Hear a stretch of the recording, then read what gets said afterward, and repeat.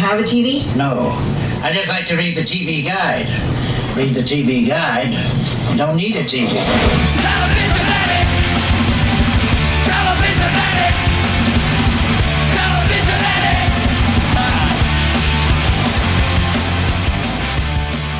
Hello and welcome to you. Surprise, it's Friday.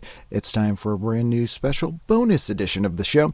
As you may or may not know, if you're a new listener, we have new episodes of TV Guidance Counselor every single Wednesday, but occasionally on Fridays I will do bonus episodes whenever possible. I try to do more than one episode in a week if I can. Really depends on how lucky I am with access to great guests that week. So this week is one of those weeks where I was very lucky to have access to another great guest this week. And my guest today is Mr. Lou Barlow, who you may know from Sebadoh or the Folk Implosion or his amazing solo career. Lou is a guy who I have loved for years. His music has been very important to me growing up and still is now. I listen to him very frequently. He is one of my favorite songwriters. Some of my all-time favorite songs, Fuse from the new Folk Implosion record, Skull, Ocean, Willing to it just goes on and on. I could gush forever, and I won't. But Lou was nice enough to sit down and talk with me about old TV. There's some amazing revelations in here, like Lou Barlow's first TV appearance, which I'm sure you didn't know about. Had a ton of fun talking to him. There's a lot of laughing, a lot of fun in this episode. If you're new to the show and you're just checking it out because you're a Lou Barlow fan, hello, my name is Ken Reed. I am a stand-up comedian from Boston and a former punk rock teenager. I was in hardcore and punk bands for a number of years, which Lou and I discuss here, as he was in Deep Wound, which is an excellent band. I am a stand-up comedian now, and I do this TV Guidance Counselor podcast at least once a week. Been doing it almost 2 years now, and it's a ton of fun. I own every issue of TV Guide. Someone picks an old issue of TV Guide. We sit down and we talk about what they would watch that week, or kind of what they watched in general, and just kind of have a fun discussion. And that is what I did with Lou this week. Now, make sure you pick up his brand new record. He does have a new record out, and you will want it. It is called Brace the Wave. It came out September 4th, a couple weeks ago. If you don't have it already, and you got this podcast from iTunes, you should get that from iTunes, or go to loubicore.com. That's Lou's website, and you can get that there. And he's also doing some touring, so definitely see him if he comes to your town. So sit back, relax, and listen to this week's episode with my guest, Lou Barlow.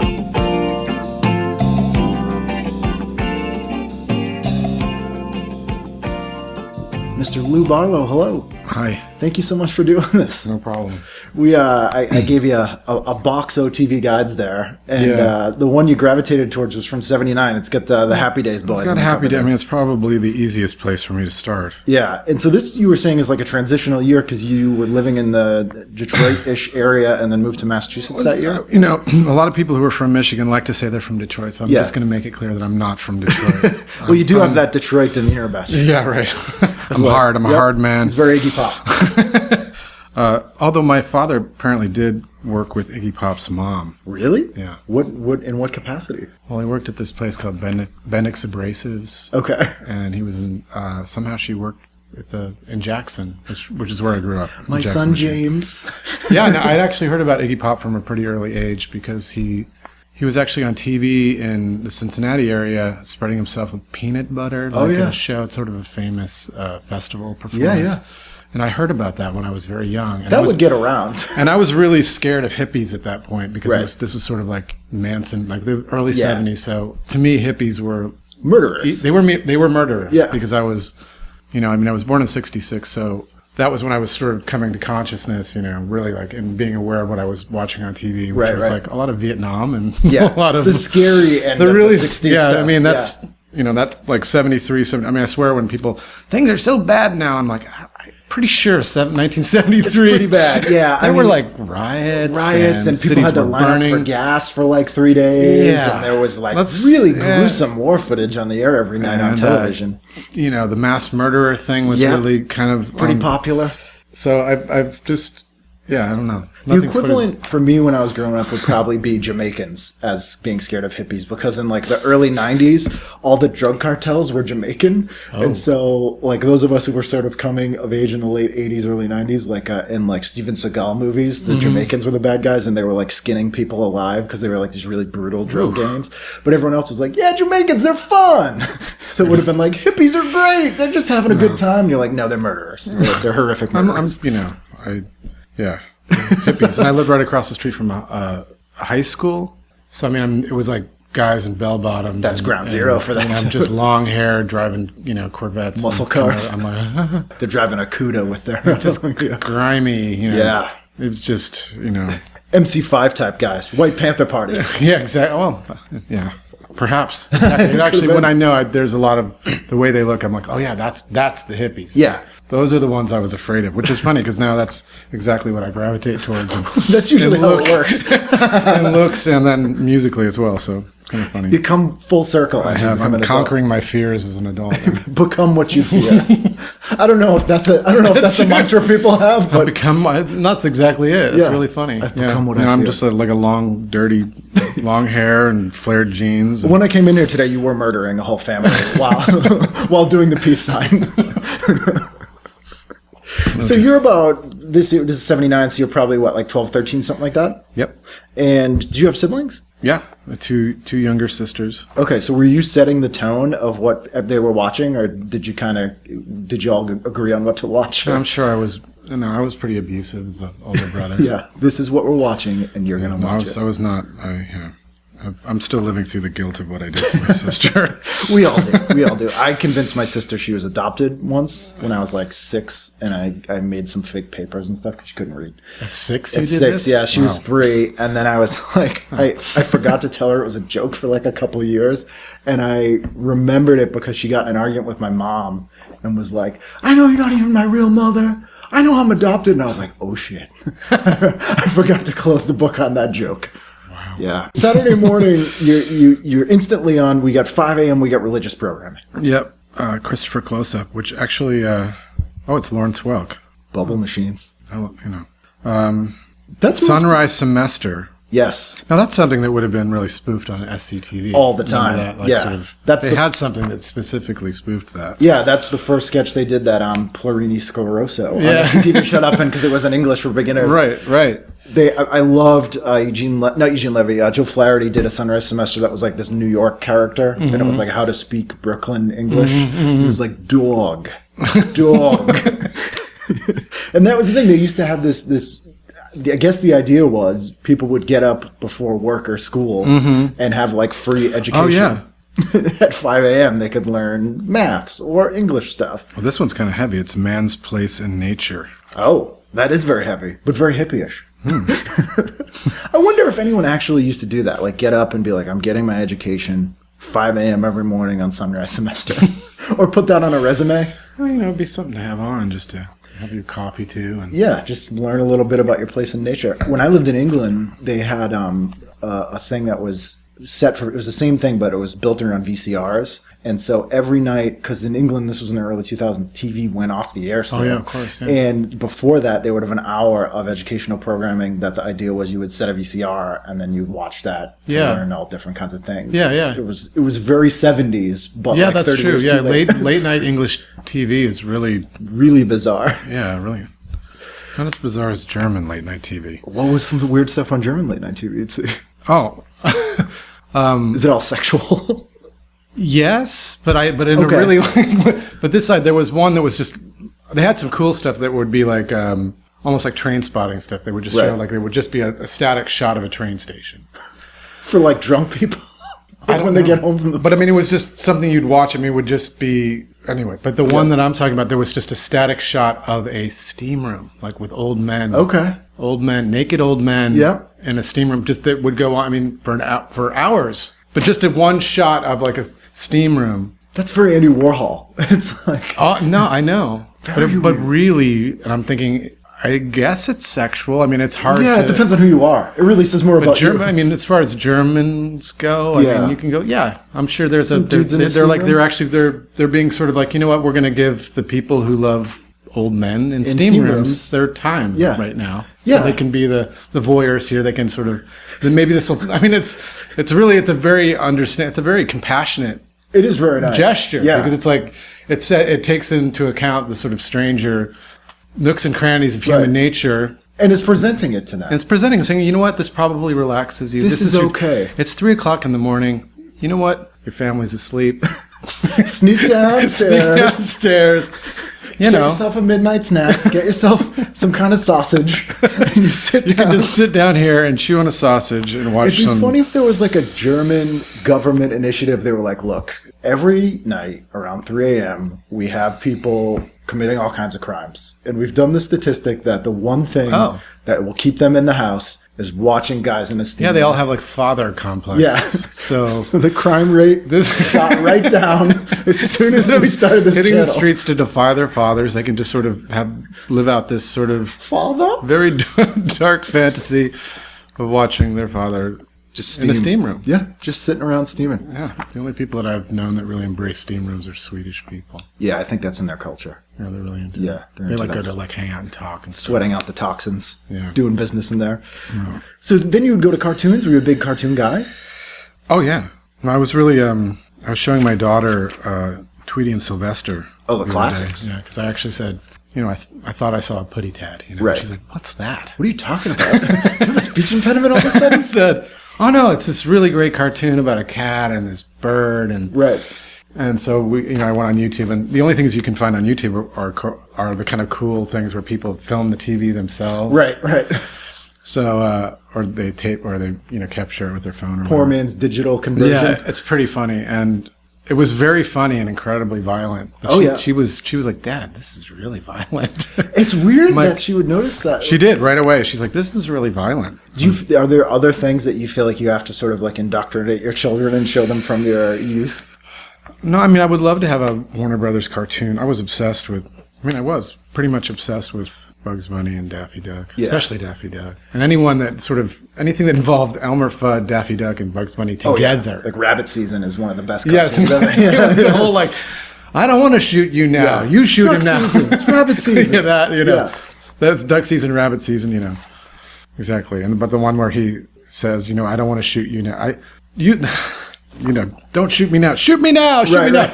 Reverse psychology. Don't shoot me now. Wait till you get home. And he walks off. And it's sort of this strange scene where Daffy Duck walks off with Elmer Fudd to Elmer's house to get shot. Yeah. It's very grim. And I'm just like, oh. I met my wife at the Cartoon Network in London. We worked at the Cartoon Network together. And it was interesting because we did all the programming for like Cartoon Network Pan Europe, which went to like 30 countries or whatever. But we would constantly get memos from different countries about like some horrible thing that was going on in the news, and then certain Warner Brothers cartoons we weren't allowed to program during the time of that thing, because they were like, this cartoon has people getting shot and a whole bunch of people got shot today, so don't show that one for 2 months. It was really bizarre. Wow. It was I wish I still had those memos. It was like a weird, if someone ever wanted to just be like, I think I want to do a marathon of Warner Brothers cartoons where people get shot, there would be a list for them. Shorthand. Oh. But those were interesting that they showed those to kids because they were originally created for adults in the 30s and 40s and were showed before not adult movies, but movies aimed at adults. Yes. Right. And had a lot of like very smart cultural references. Oh, yeah. And I feel like we probably got sort of a pop culture education by watching those things that I don't know if kids now get, because the stuff they watch doesn't necessarily reference like history. You mean just like the impersonations of Jimmy Durante? You sort of learned who he was through the cartoons as opposed to having any idea. Right. Yeah, and actually many of the cartoon voices were based off of famous other like vaudevillian people who had rose through vaudeville and into films, and we weren't necessarily exposed to any of that, but we were exposed to it. But you sort of absorbed it through that thing, exactly, whether you knew it or not. Yeah. Would you look forward? So this is January, so this is like back to school, freezing cold in the frozen Midwest, which is worse than even here. But in the fall, when they would debut the new Saturday morning cartoons, would you and like your siblings watch like the primetime preview special and like be very excited for the new cartoons and any of that stuff? That was like the big thing when I was a kid. I'm sure we were. I don't specifically remember that. Yeah. I mean, I guess. I mean, a lot of the cartoons that did debut in the 70s were kind of crappy. Yeah. Well, that was the heyday of Hanna-Barbera when they were all Scooby Doo ripoffs. Yeah, and, I mean, even stuff like the Hair Bear Bunch and CB Bears. Oh God, they were like, look, Hair Bear Bunch isn't bad enough. Yeah, those I didn't. And I was actually not a Scooby Doo fan because to me Scooby Doo, it actually triggers the feeling of having like a very high fever Because you're homesick watching it. I don't. I mean, just it's so poorly done. Yeah. And just how they repeat the backgrounds. Even when I was a kid, I'd be like, "Well, it's the same thing." Like, I'm losing my mind. I mean, the Warner Brothers cartoons they would have certain visual things like that, but you were so distracted by the voice acting, Right. The scripts were so good that and the drawings themselves were so incredibly. Had so much character. I mean, they had Chuck Jones in those you couldn't name someone who directed Scooby Doo episodes, but you could probably, just like a layperson, could probably name like 4 or 5 people. Even by the time, when I was over 10, I mean, I realized I was even then just starting to even write it down. And I got a big compendium of, Warner Brothers cartoons at one point that had little like synopsis of each. Right. Because you couldn't look it up on the internet. Yeah, no, exactly. But I wanted to know. You know, like, what's the one where the mice nail the furniture to the ceiling and drive the cat crazy? And those are the not the main character of Warner Brothers, but the ones with like the two sadistic mice. Yes. And the cat and this poor cat that they absolutely like.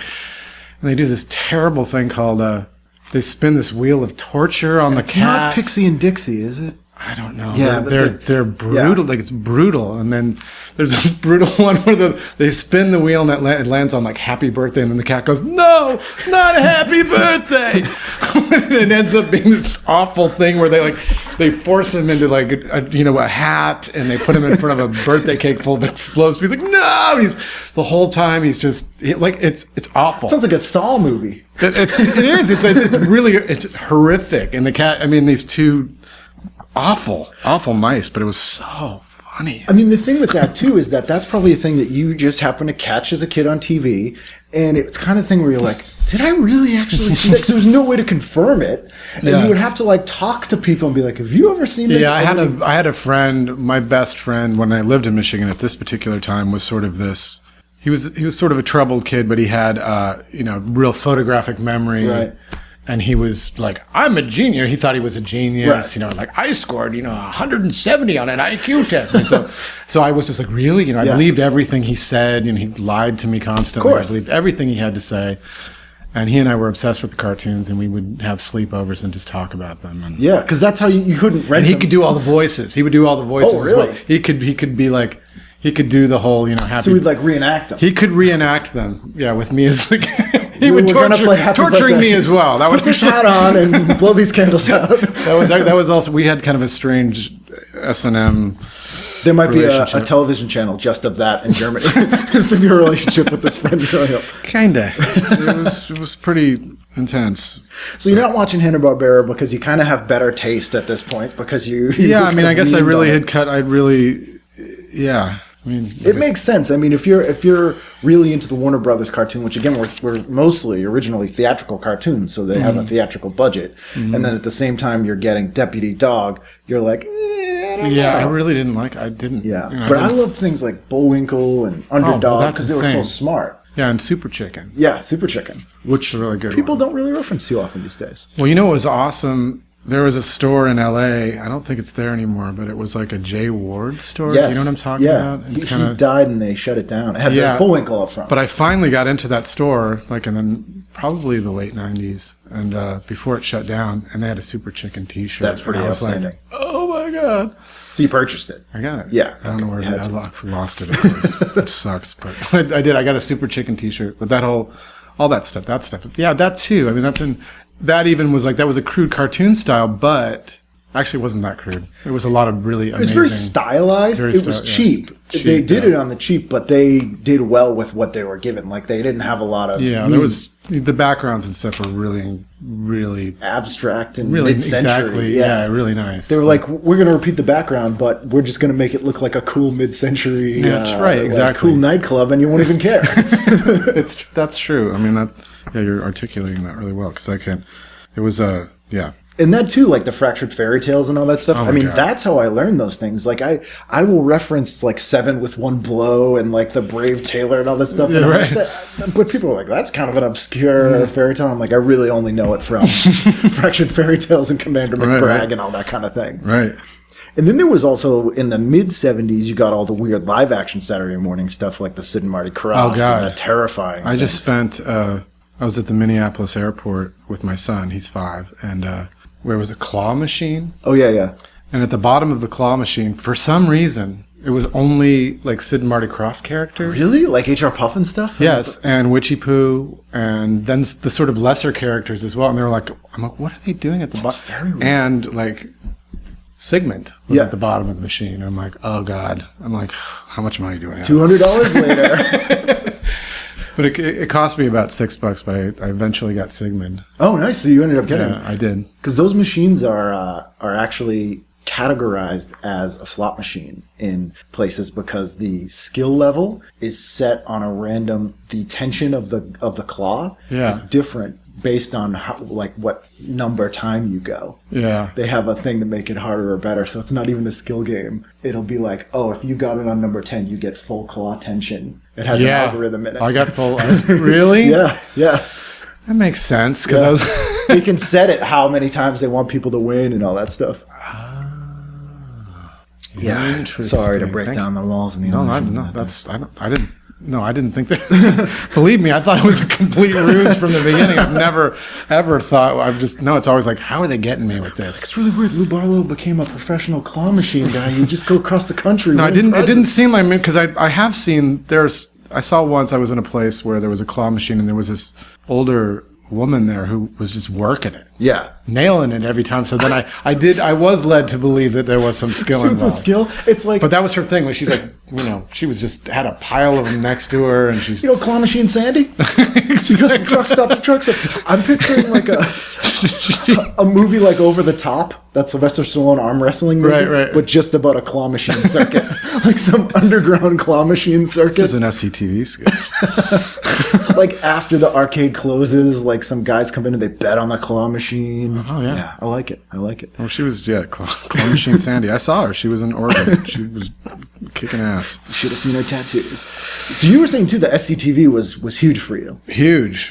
And that was in Dayton. You had family in Dayton, Ohio. Yeah, so that was when I would go visit family. That's when my cousin and I could stay up past midnight in the rec room in the basement. Yeah, finished basement. Yeah, finished beanbag basement. chairs. Exactly, with carpeted. Nice shag. Yeah, and stripy wall. Oh, nice design.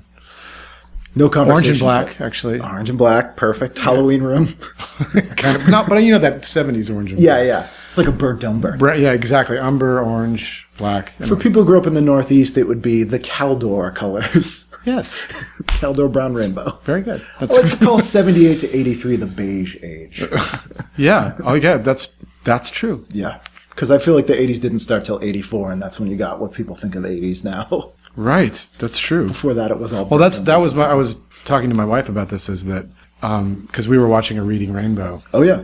And it was one that was in the 90s, but she's like, it's really the 80s. And I said to her, no, each decade lasts 3 years beyond when it ends. Yeah. So the 50s went to till Kennedy got shot in 63. And yeah, the 80s went to 92.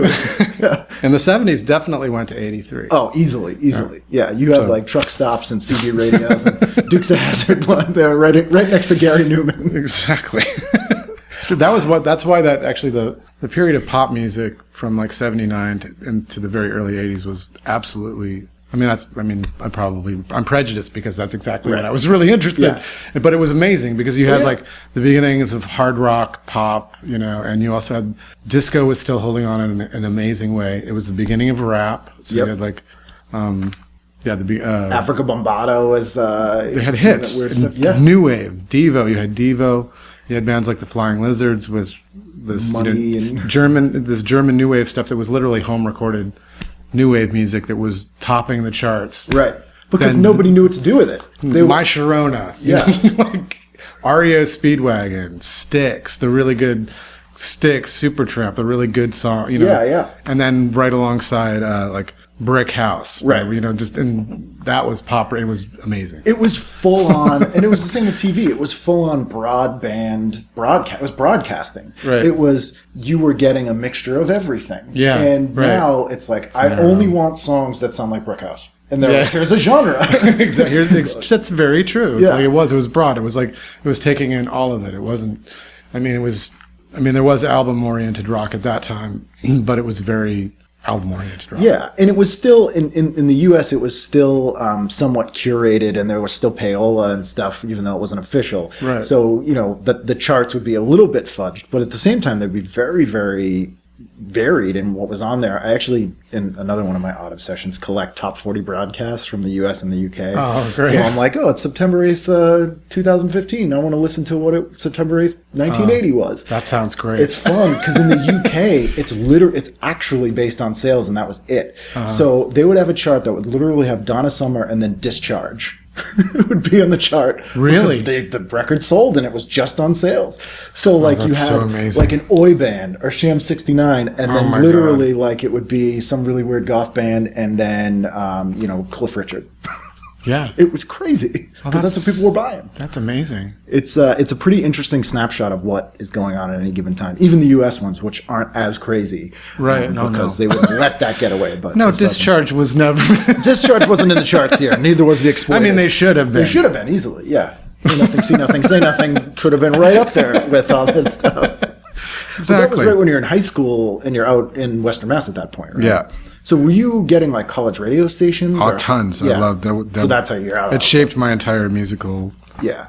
discovery. I mean, because after I moved from Michigan in 1978, I moved here. The latter part of '78. So I started hearing Gang of Four, Joy Division, Dead Kennedys on the radio. Yeah. Because I love the radio. So because when I was a kid, I was really obsessed with top 40, but I was also I loved to go, when I was a kid, I would take an AM radio, and I had a map of the United States, sort of, that I had outlined and then put on my wall. And Right. then I would listen to starting from the bottom of the dial to the top, I would find out where every station was and then put like a little, dot it. Yeah.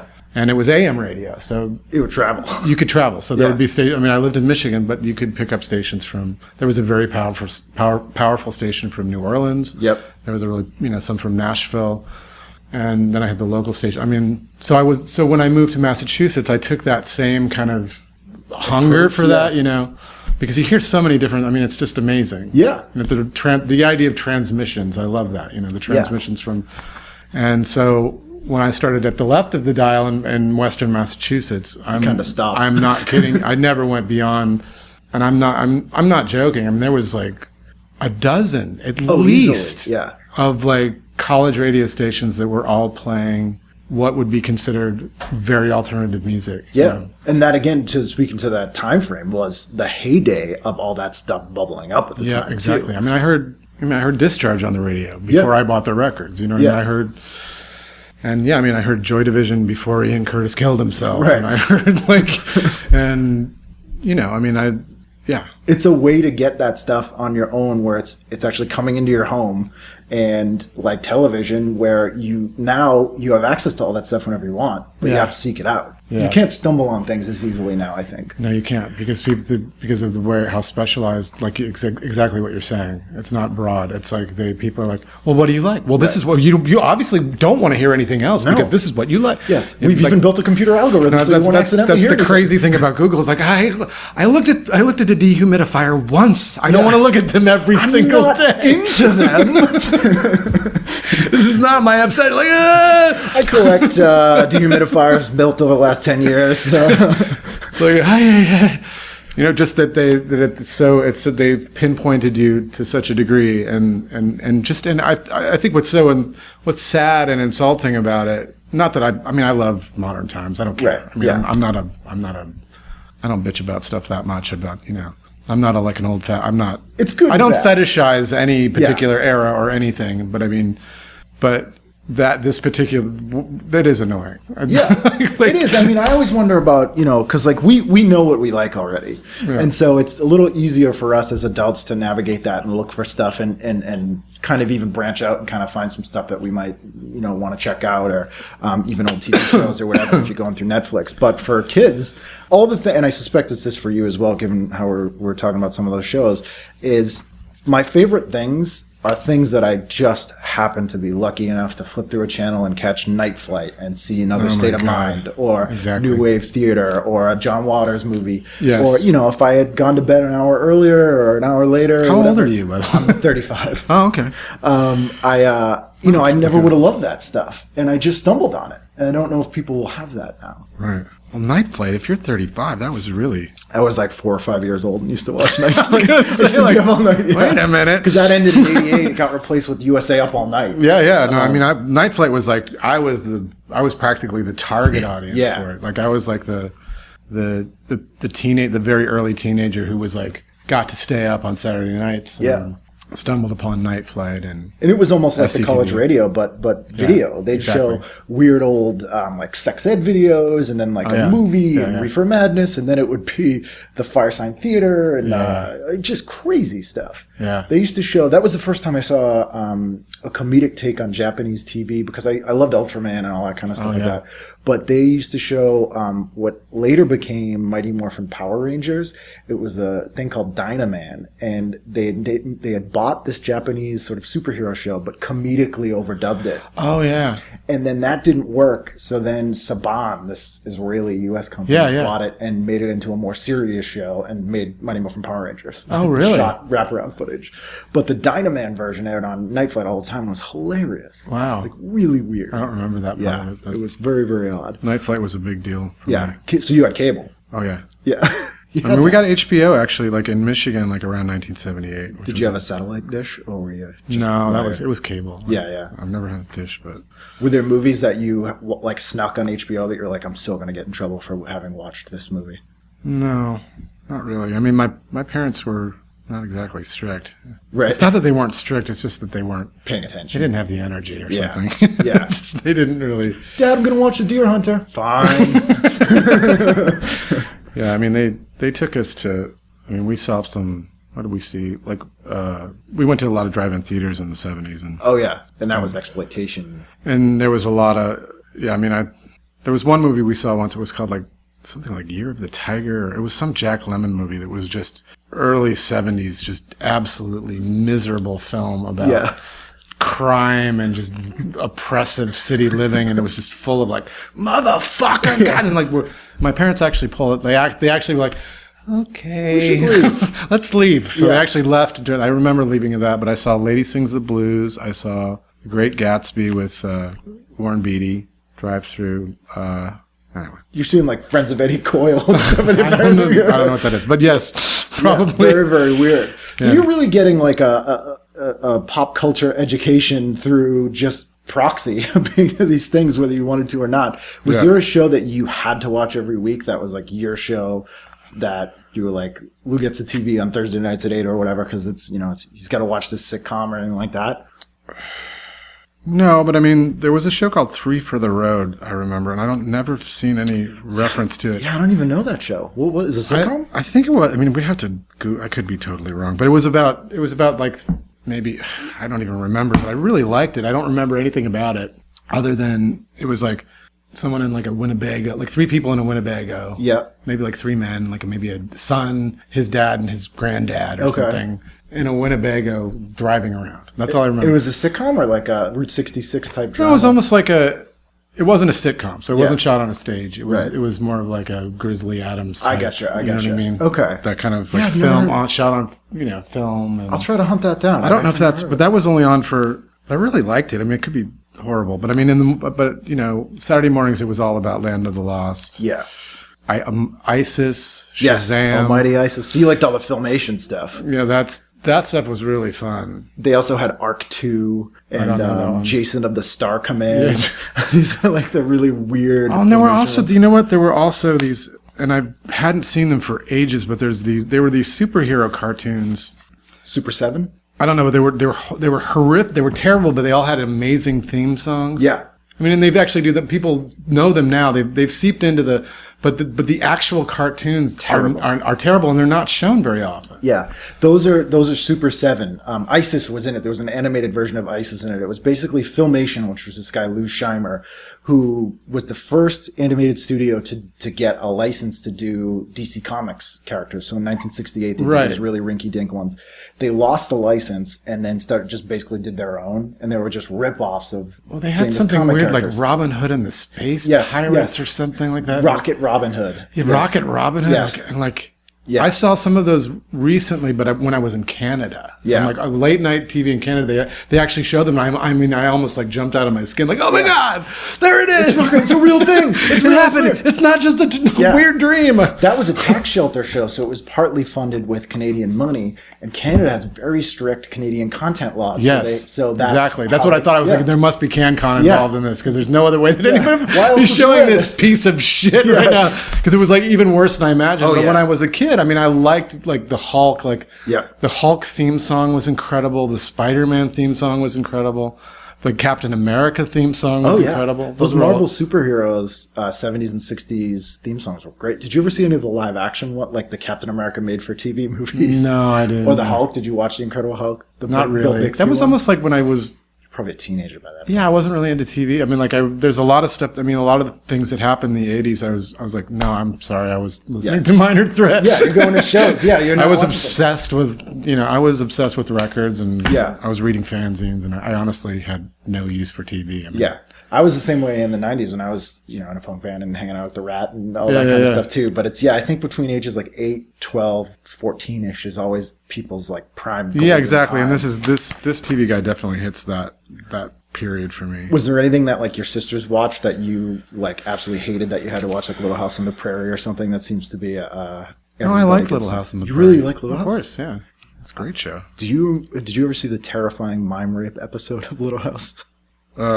Possibly the rape one. Yeah, terrifying. Oh, when Mary got raped. Yeah, by a mime. Oh no, I don't remember that. Oh, that's one of the classic TV terror moments. I remember Edith Bunker getting raped. Yes, that was terrifying. That one's really harsh. And that's a thing too that I think they wouldn't warn you that's what the episode was going to be about. Well, they did. I know they would because it was like that. It was like that ironic. That not. I mean, it's the thing like in a very special episode. Right. And you'd be like, oh no, this is going anywhere. But that could be anything from exactly. Like, Jimmy smoked pot to an abortion was raped.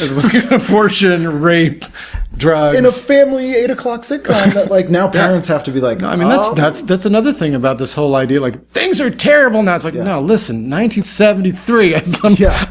Do I need to say this again? Yeah, it was All in the Family was a fucking harsh show. It really was.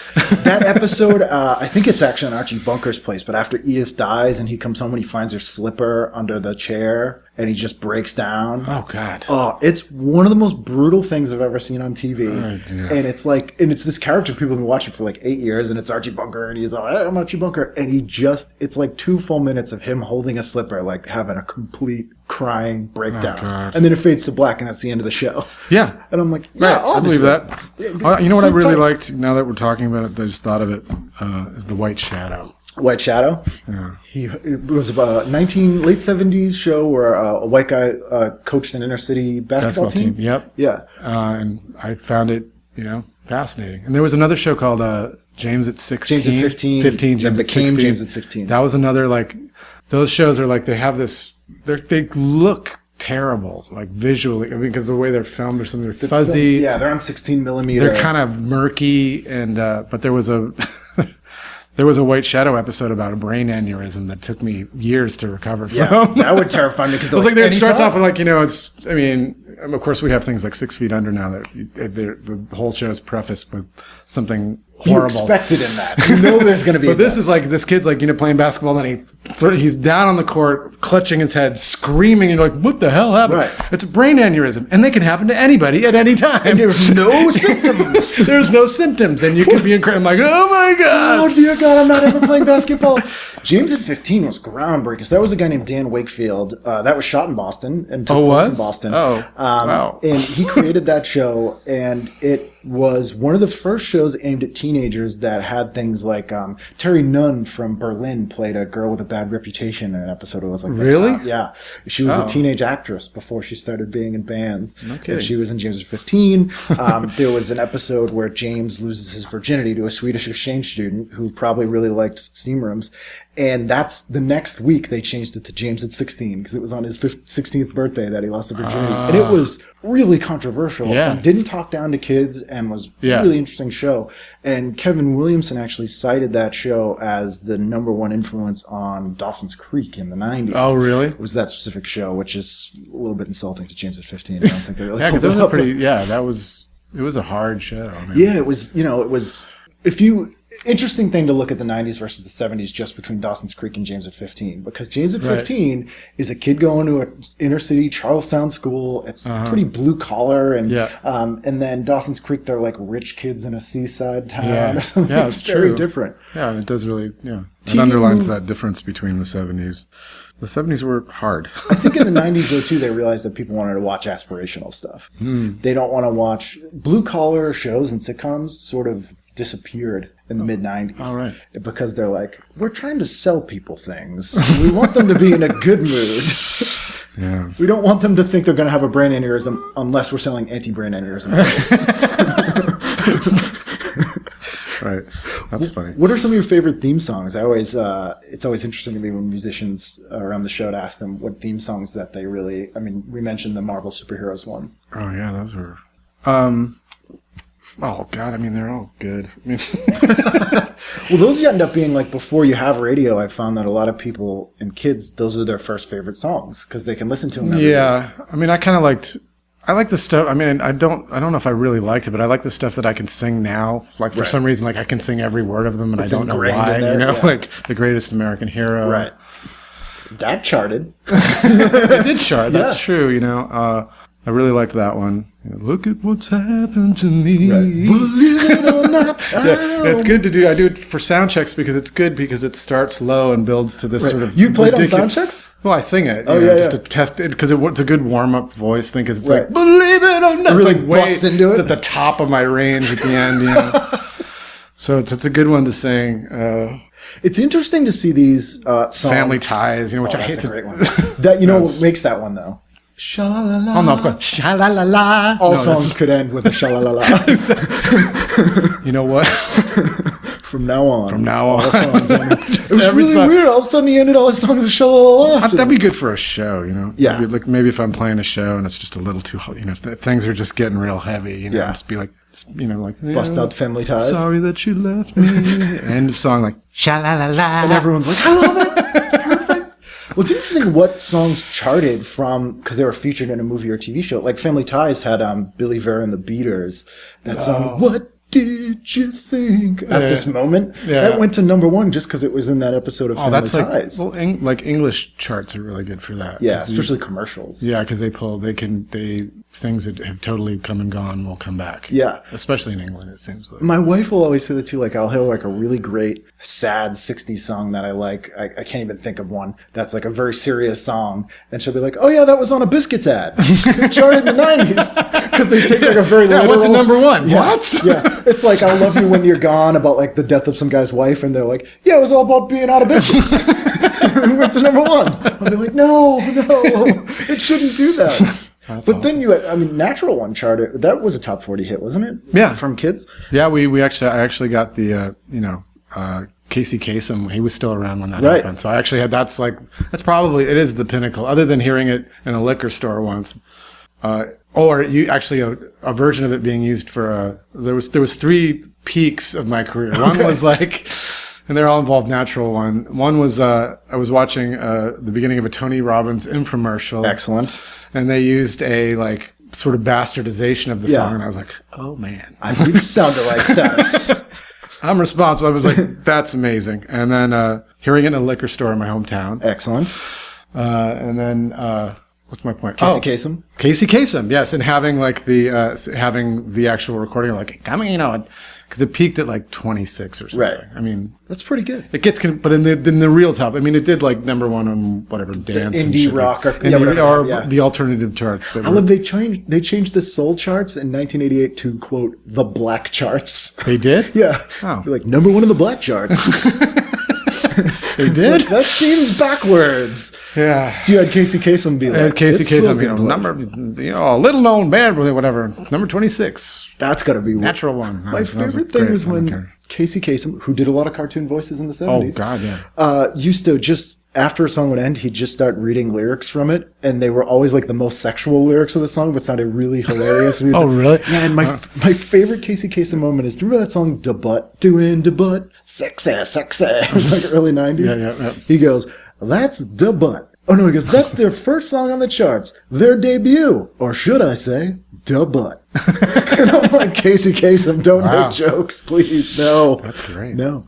So were you watching MTV when it started? I mean, if you were in rock and stuff, it probably didn't have that patina of like, oh, that's the mainstream crap. I totally did. I mean, my little sister, she's 6 years younger than me, so she was really into Wham and Duran Duran, and that was fun. You know? I mean, it's fun stuff. And MTV at the time too would be showing like IRS record specials. They did. Weird stuff. And they, in the beginning of what did they call it? It wasn't 120 minutes. They called it. The Cutting Edge when it first started. And it was hosted by what's his name, Peter Cetera from Flesh Tones, which was kind of like, they were kind of cool. They were college rock, so it was kind of like that's kind of cool. Yeah.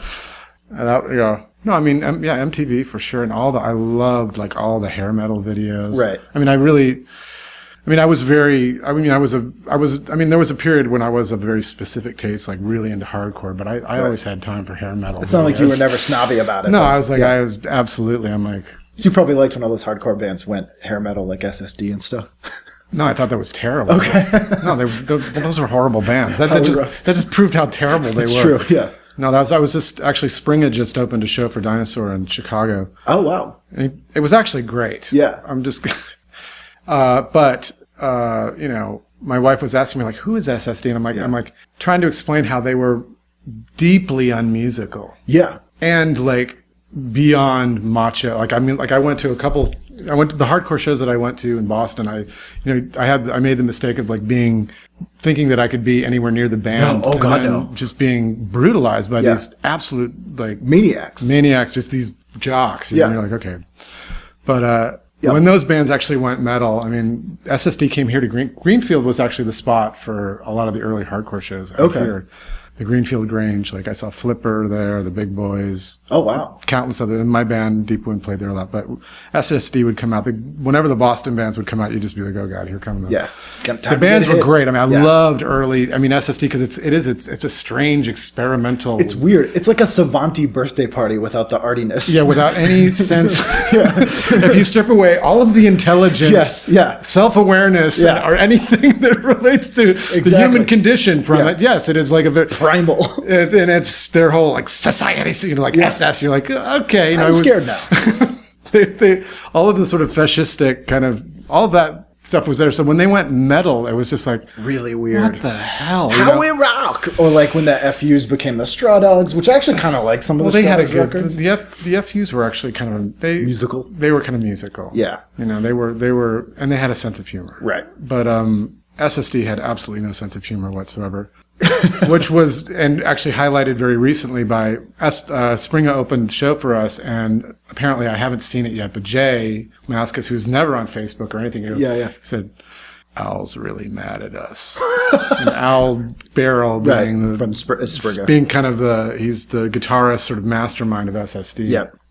And he put out a Facebook post that he was very disappointed in Jay and I for letting Springer open, because Springer opened with a sort of I would say a provocative name. Okay. Springer's Sonic Droogs. Okay. SSD. Coincidence? Absolutely. Yep. What? Why are you mad, Al? Yeah. I don't know. Yeah.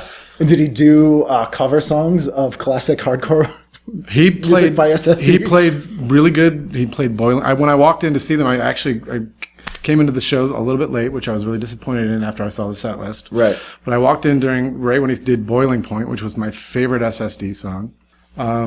So he did Boiling Point, and then he did like I Want to Be Your Dog, which was really hilarious. And he even did a whole spiel about, I don't know how interesting this is to anyone beyond you and I. True. That's right.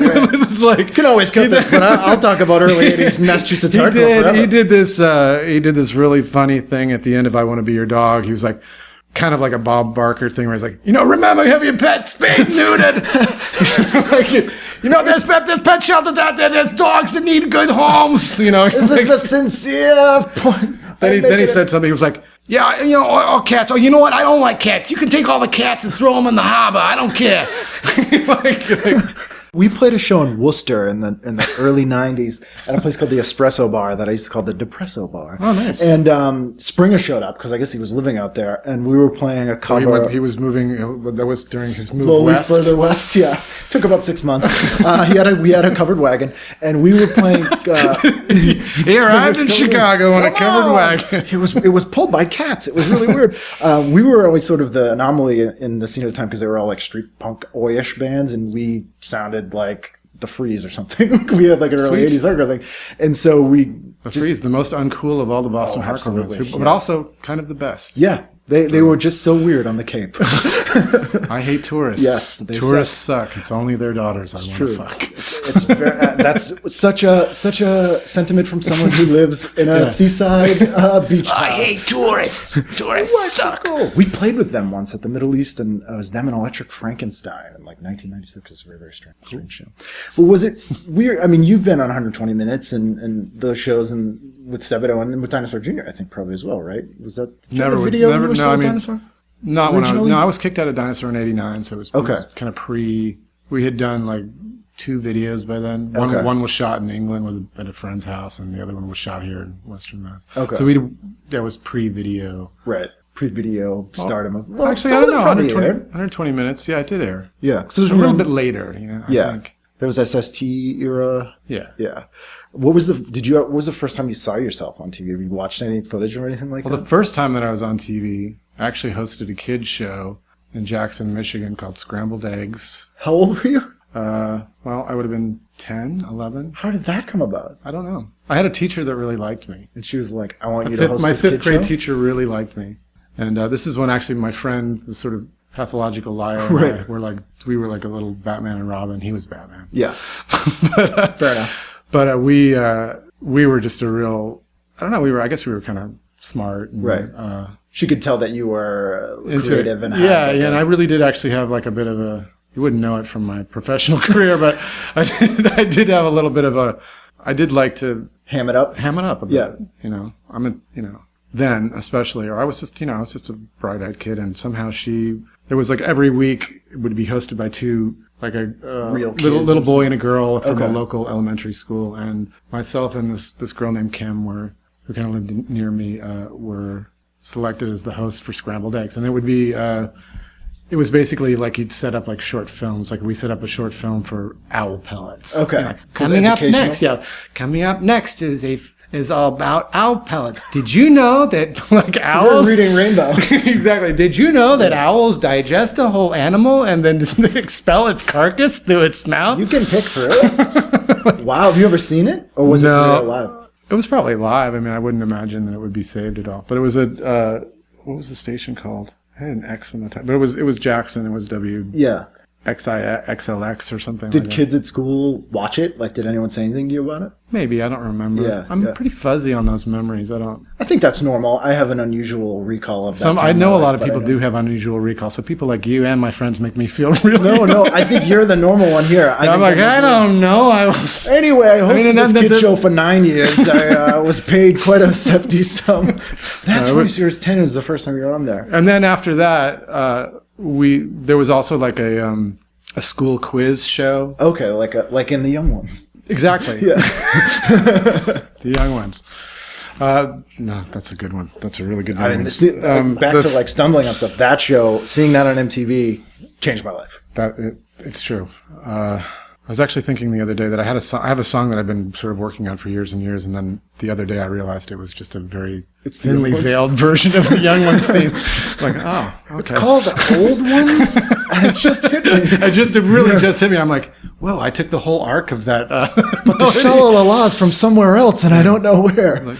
Yeah, it was anyway. But So you were on a quiz? I was on a quiz school, show. Oh no, it was in high school. This was grade school stuff. Okay. I mean, it was like I was very interested in school and all the way until the 6th grade. Then I moved to Massachusetts and I completely dropped out of society, basically. So because people, I mean, I was living in Michigan where everything is like Michigan, we're number one, and then I moved to Massachusetts where like, what? You give a shit about school? Right. Fuck you! You're a fucking loser.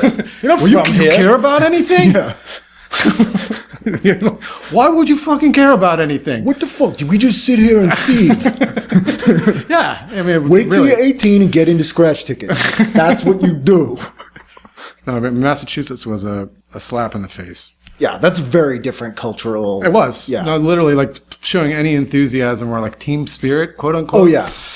is, like, so out of the question here. That the cynicism is in everybody's DNA here. it's ingrained. Yeah. It is. And then also, I realized that by moving here, I mean, in 1976 or 75, which was a pivotal World Series between the Cincinnati Reds and the Boston Red Sox, I was on the Red side. Oh, they'll never forgive you.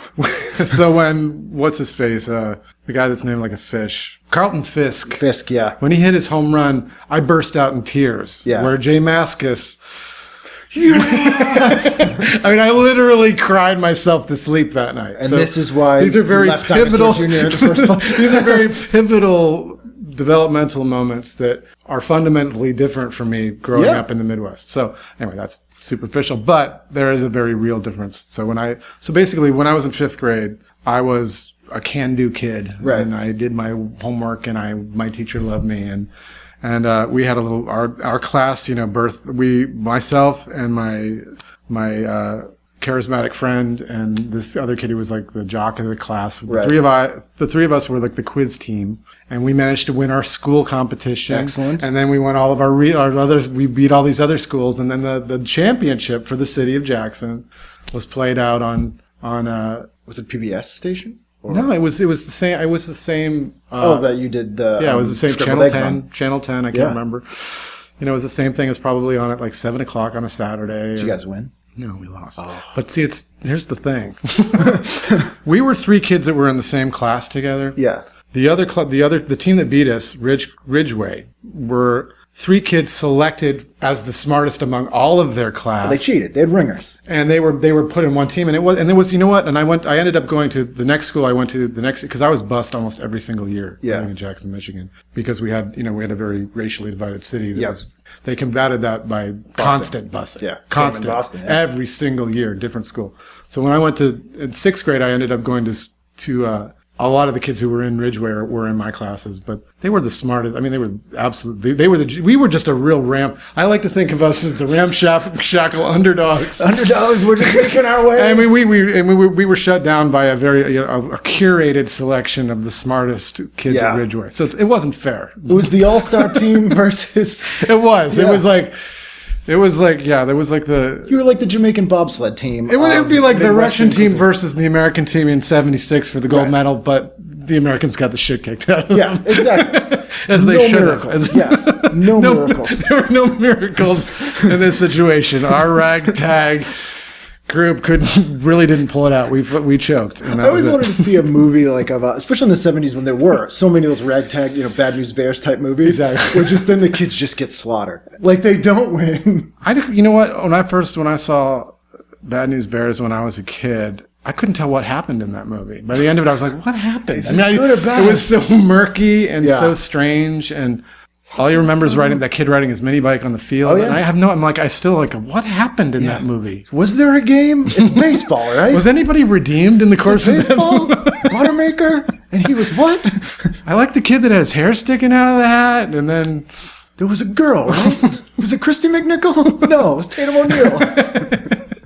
So you were a sports guy. Did you still watch a lot of sports? Oh, God, no. Yeah. No, I mean, Massachusetts actually destroyed my love of sports. Because very they quickly. take it too seriously here, and it's like a life or death. death. No, they didn't take it seriously enough. I mean, that's what it was. No, here's the other thing, too, is that when I got here, I mean, in Michigan, there was no organized soccer. Right. None. I mean, really, we played soccer at recess. We played fun. We played weird, pickup, kind of brutal, just street soccer. Roving gangs of soccer hooligans in Michigan suburbs. We were. I mean, we didn't really. We played it during recess, and but when I got here, my parents were like, "You're going to play," 7th grade. You're going to play. Oh no! They God damn it! They made me play it in 9th grade because it was I'd had such a terrible time in middle school.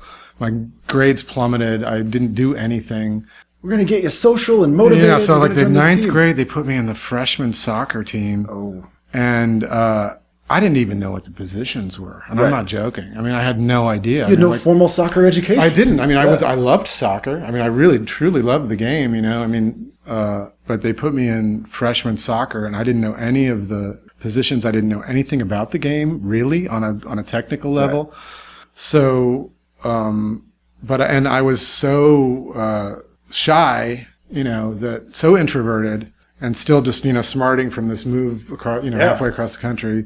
Poor me, whatever. But that's it was kind of legitimate stuff. Yeah. I had already become totally obsessed with music through college radio and record stores because they existed back then. Was it Main Street, Northampton?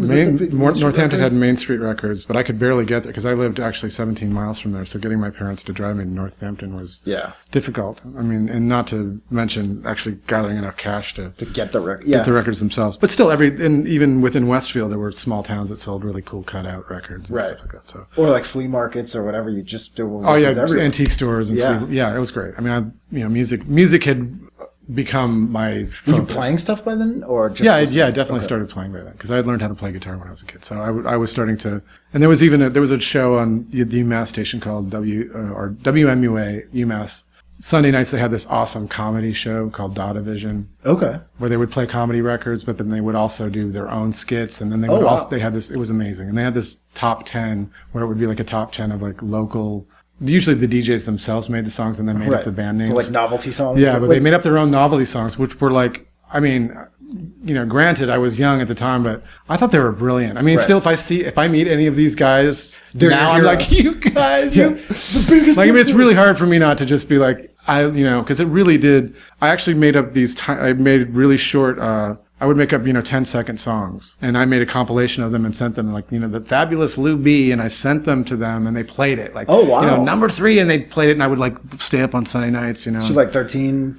Like 13, 14. Wow. Probably a little older, 14, probably 14. I mean, that's 15. A huge deal. It was a huge, it was, so they played my song, I Love Me. Excellent. And, whatever, it was in the Dada Vision countdown. I was thrilled. So anyway, I was starting to develop this kind of other, secretive life, and music had always been something I loved. So I was starting to really get into it. But I'm not in a formal way, not really learning how to play in any standard way or any way that I could present to anyone that I went to high school with. I mean, I was playing a very specialized, very unique to myself You guys style. like to hear More Than a Feeling? Or I Love Me? Or Why Do You Cut Off Your Sleeves? This is my next hit. Did they just fall off?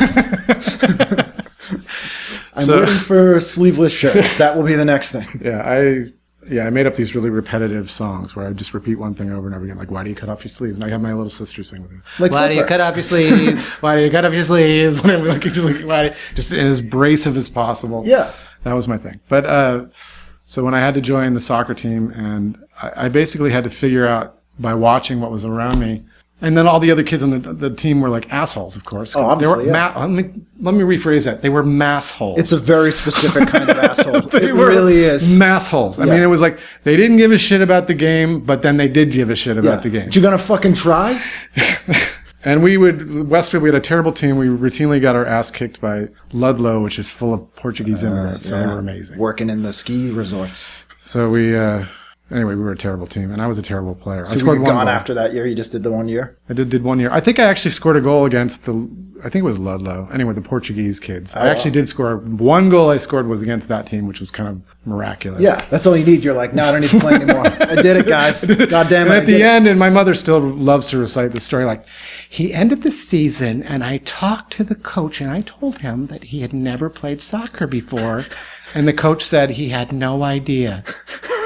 He thought even tell. And I mean, at that same point too, I had teachers who literally thought I was, and I'm not joking, thought I was retarded. And I'm sorry not to use that's what they would have thought at the time? They'd said retarded. Yeah, retarded. They thought I was retarded.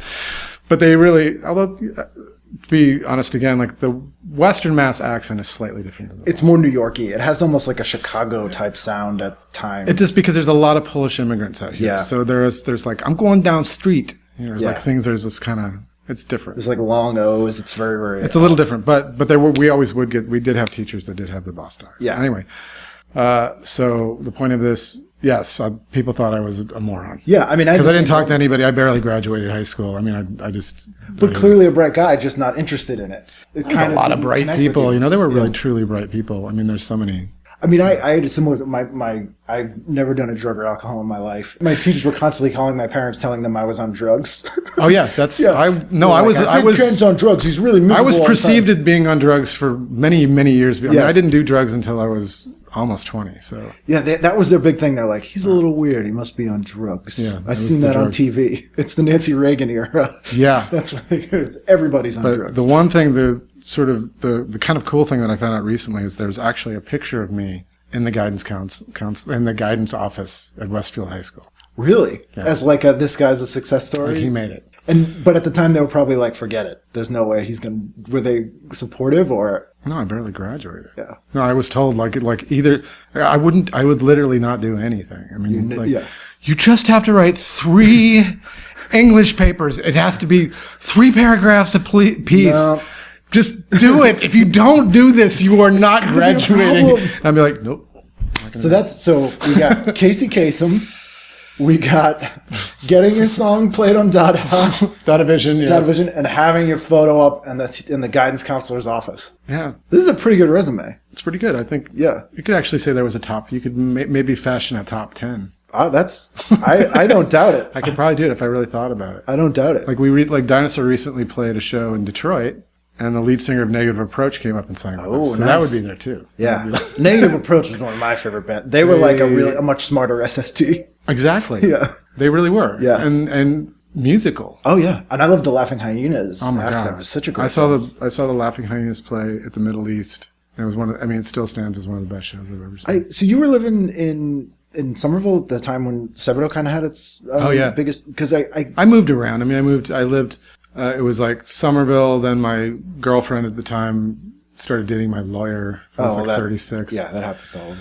And then I slowly, methodically undermined their relationship. Excellent. So then and then I kissed her like in the bathroom in the Middle East, and she got back together with me. Excellent. And then she had an apartment in the North End, so I moved to the North End to be with her, which was awesome. I just went back there. I went back to the North End for the first time almost since I lived there. And my daughter was with me, and I was explaining like, okay, this is where we lived, and in this corner there was always this woman here. She sat in a lawn chair at the bottom of our stairs, and she was like our doorbell. She'd go like, "Hello, some guys here." And I'm like, what was her name? And then I look up at the street sign, and it's literally like they put a sign underneath the name. The name of the street was Stillman, and then they put Lillian's Corner. And I'm like, yeah, it was Lillian. Yeah. She had a broom all the time. Yeah, she obviously passed away, and they named because she just sat there and kept watching. Watching the street. That was kind of a sweet thing. But I think when was the Ocean video? 96, 95? Yeah, that was a T to the Bears, right? Yeah, because I was milling around during that shoot. Really? Because I used to hang around at the Middle East and my wife. She's 10 years younger than me. So, I mean, she grew up with indie rock, but, she was like, didn't like Pavement, she thought they kind of sucked live. Too weird, yeah. And so Sebadoh was never really on her radar. So, she saw the Ocean video recently and was like, Lou, I mean, she almost prefaced it by saying, I saw the worst thing I've ever seen in my life. Really? Like, what?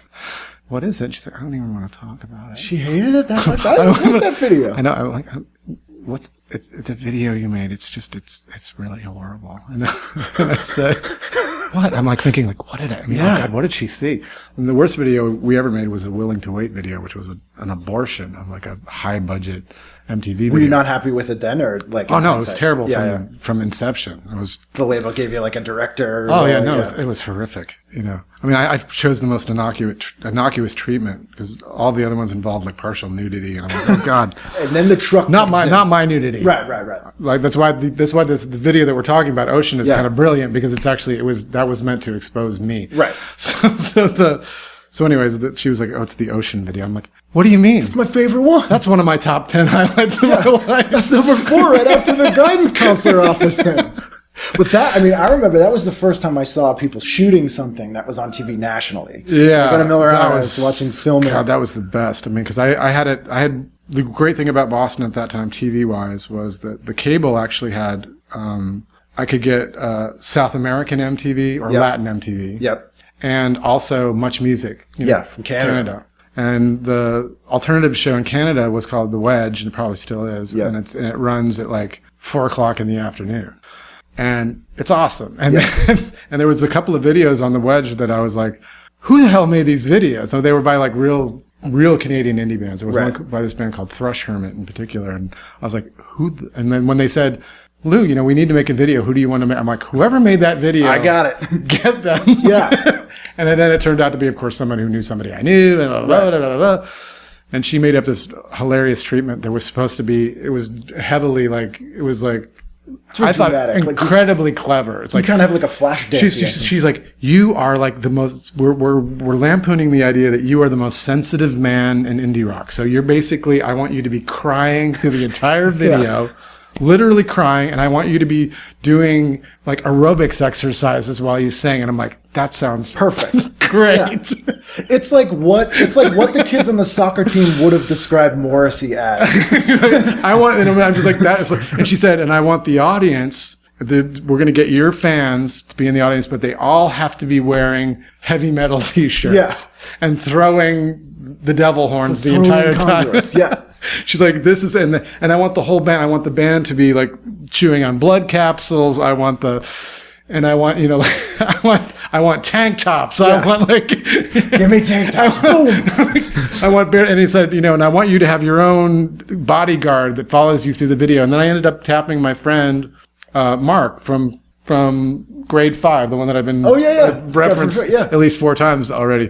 He came from he was living in Denver, but he came out to hang out with me. So and he became my bodyguard. That's great. And it was all but it was supposed to be it was supposed to be all male. Yeah. Totally homoerotic, and the only representation of the female in the video would be a mannequin. Right. That I would be fondling, and then my friend would come over and slap my hand away. Like, no! You get in trouble with this. And we had like the greatest day ever. Like we drank a case of beer apiece. And, it was like a Saturday morning or something. Oh my God. It was the greatest. I mean, it was like just early enough. Like you could drink a case of beer and you weren't an alcoholic. You were just having a really good time. Right. And cookout time. And we took over TT's for a whole day and had the greatest day. I mean, we did another video called Skull that we shot like in Westfield, but was also awesome. Right. That was really fun. I love that song in that video, but that didn't. Ocean got a lot of play. I think it was a buzz clip, even maybe. It got a lot. It didn't make a buzz. Didn't make buzz clip. It got played a lot. Though. It did. It came out almost the same time as Natural One came out shortly before that. But anyway, that was my time. Yeah, that was like my time. So that was my little bubble. But it was so cool to see a band that I knew had local ties, and TT's, which I was at all the time. You know, on MTV on like Alternative Nation at like 5 p.m. It was really cool and strange to see that kind of. I mean, I'm sure for you as well. Someday I'm going to show that. I keep trying to explain why it's so great to my wife, and she's that video. She's like, she'll get it. I don't know. She'll get it. Yeah, but I have a Morton Downey Jr. T-shirt on. Did you used to watch him? What's that? Did you used to watch Morton Downey Jr.? I did a little bit, yeah. It was hypnotic. People, I always joke about this, that we've terrifyingly grown into Morton Downey Jr. as a society. It's true. There's like whole Morton Downey Jr. channels, and it was all a bullshit act, which he admitted on his deathbed. He didn't believe a word of it, which is crazy. His dad was a singer of like some note who put out a bunch of like Victim Own type records. I believe that. And he tried to do a singing career and failed, so then created this like character who was just this like hateful right-wing cartoon. Yeah. And it was for like 2 years was the biggest thing on earth. It was. He had a board game called Loudmouth. Yeah. Yeah, the T-shirt I had was like a big mouth. Where was that your I want this Morton Downey Jr. shirt on, or? Well, like myself and the director, like we went thrift store shopping. Oh, okay. And you're like, she's like, get this. This is it. This is the thing. Yeah. Perfect. And we got to cut it like right up here. There's a cutoff. Yeah. We got to have the midriff. It's got. You need midriff. Like, hell yeah. Yeah. Maybe she just hates Morton Downey Jr. or when you're showing your midriff. Maybe she thought you were being exploited in the video, and that's why she's not into it. No, I think she just really truly doesn't like it. She's like, Lou was young and they took advantage of him. I know. I mean, I've done a lot of things in my life that, I've made a lot of bad decisions. Okay. For sure. She would think that the video is among the bad decisions that I made. I wholeheartedly disagree. We don't disagree about a whole lot of things, but like I vehemently disagree about that video. I'm on your side on this one. Do you watch anything now? Not really. I mean, I watched Dunstan Checks In last night with the kids. A favorite? You know what I really want to watch? I mean, I had an all-region DVD player for a long time, and then I lost it, and I got it back, but I have like I don't know what, maybe it's season 1 of Alan Partridge. Oh yeah, I'm Alan Partridge, or the I'm Knowing Me, Knowing You. The I'm Alan Partridge. I think it's the first one. That's really funny. No, it's insane. I love that. And I'm like, when am I going to find time in my life to watch Alan Partridge? Right. You got to make time. I mean, making time is like, it's so. I mean, now with like kids and stuff. Yeah. It's and you can't watch that with your kids. No. Yeah, they're not gonna like that. No, you can't. I mean, and my wife, I'd watched Downton Abbey for the first season of Downton Abbey. I thought it was brilliant. And I went on tour recently, and she picked up kind of where we left off. And yeah. So I watched some Downton Abbey with her the other night. So you always like British stuff? Or you always like sort of Anglophile? Did you watch any of that stuff growing up? Like, I mean, all the young ones, obviously, as we mentioned earlier. What did I watch growing up from England? Or did you just kind of discover that stuff like doing shows over there? I discovered, just by watching TV over there. Yeah. And then, I mean, like, I discovered the Mighty Boosh because it was on like a flight to Australia, and I was like, what the hell? And then I got to Australia. How is this on TV? I went to Australia, and it's because it's associated with the ABC in Australia. So I went to the ABC company store when I was doing a radio thing and bought it on DVD. And I'm like, yes! This is fantastic! Yeah. And then there was a show called Look Around You that I was really into. Peter Serafinowicz, is that amazing. Both seasons of that are great. Yeah, I got those on DVD. And then I got a snuff box. Yeah. And then that was my last kind of sort of, right when I was having, because when my daughter was 1 and 2 years old, we could watch those things because she doesn't, register any of it. So, but now it's like, if I'm watching TV, we're doing it because we watch it with the kids. It's something to do with the kids. So, is there anything you really enjoy that they watch? Like, do you watch Adventure Time or anything like that? Oh, Adventure Time's great. I love that show. And I really liked Regular Show. Yep. A lot. And Uncle Grandpa. Yeah. So there are some good like those shows. I feel like I theorize that the way that people of like our generation like bond over stuff like the young ones and that sort of thing. Adventure Time will be that for these kids. That'll be like their Adventures of Pete and Pete or their Adventure Time's really intense. It is. There's some heavy stuff. I mean, it's almost. I mean, I don't think it's too intense for the kids necessarily, but it's almost too intense for me. It's pretty dark. I mean, it's probably trudging up teenage traumas, I imagine, or preteen traumas. That's what I don't know what it actually dredges up is so almost wordless to me that I can't. I mean, I think it's genius. It captures that existential like preteen like fear or like it does. Like, becoming an adult stuff. Some of it is so poetic that I can't even like. Yeah, the all the stuff with the. I mean, I watched the first few seasons of it, and then the kids kind of stopped watching TV. I don't. Yeah, that's good. Which is strange because it's not something that I really enforced, but it's something that happened. So maybe it's because you didn't enforce it. Maybe, like, and I think moving to Greenfield as well, because they now they go to like this alternative kind of elementary school, right. And pop culture seems to be a much less a part of my 10-year-old daughter's life now. I think that to sort of wrap it up, that for what we were talking about earlier, where everything was so broadcast, and if you were not aware of pop culture when we were kids, you would be completely cut out of any sort of social discussion because everybody, what was on the A-Team last night or whatever it was. It's true. And now Donnie and Marie. Who was on Donnie That was a big Marie. one. That's what I had to watch. Donnie and Marie. Donnie and Marie shows. Yeah. If you didn't watch that, so you could kind of speak to it, you would have nothing to talk about with kids. But now that's true because I remember I don't remember a lot, obviously, but I do remember one day like wearing my mesh short sleeve shirt and my wristbands and talking about Donnie, the previous night's episode of Donnie and Marie. Right. Then they had it was great. It was a great song number with and that's everything. I can't get enough a little bit of country. He's a little bit of rock and roll, and then little Jimmy Osmond came out. It was hilarious because he's like a weird Paul Williams.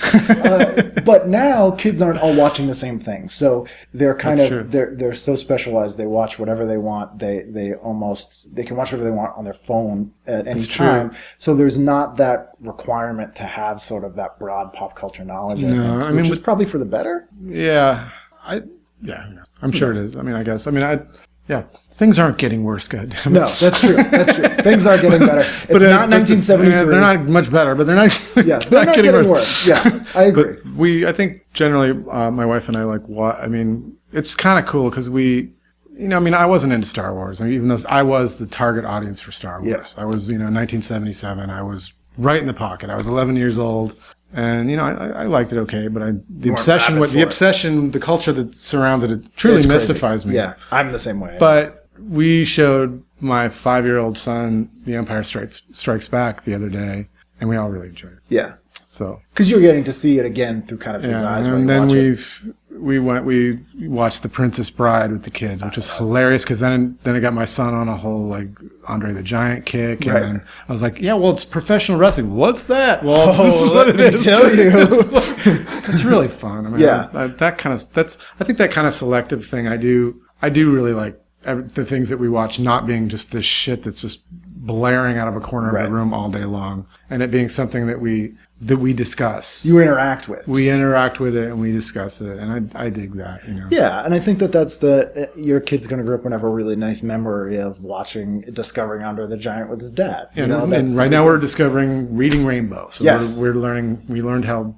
bowling balls were made the other day. I watched that one on Netflix the other day too. You did? Yeah, I used to be obsessed with the kids on Reading Rainbow, and that weird cadence was like, did you ever wonder how bowling balls were made? Well, I did until I read this great book. It's like the same cadence. My wife is really into those too. Like we can't, like when they come on, we're like, okay, yeah, everybody, that's it. Listen, like in the bar is on. I gave to the Kickstarter. What's that? He did a Kickstarter to bring back Reading Rainbow. Oh, he did? And make it available to like poor kids in inner cities and stuff. Good for him. And so I have a Reading Rainbow mug that I got from the Kickstarter. That's cool. But the one I remember the most was we didn't have a lot of money when I was growing up, and they had a segment it was a rap song about how to make games out of trash. Oh, God. And they had one called a newspaper crumple race. And it was all these kids with newspaper in one hand, and you had to crumble it with one hand, and whoever crumbled it the fastest.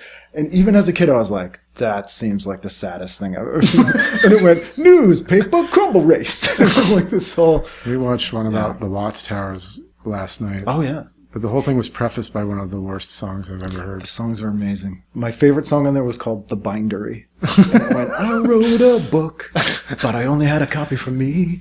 So I took my book to the bindery. And then it was this whole thing about binderies. Wow. It's fantastic. And that's one of those things. I don't want that in my head. It'll be there forever. Sha-la-la-la. Sha-la-la-la. Thank you so much for doing the show, Lou. No problem.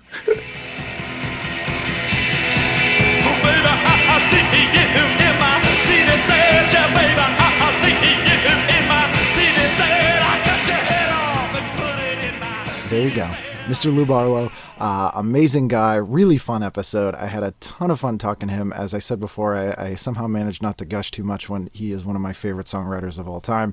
I listen to him frequently. If you're a regular listener of the show and you are not a fan of Lou's music or just haven't checked it out, do yourself a favor and definitely do that. Or email me at tvguidancecounselor@gmail.com or ken@icanread.com, and I'll send you a tailor-made playlist suggestion of songs you should purchase or obtain in some way.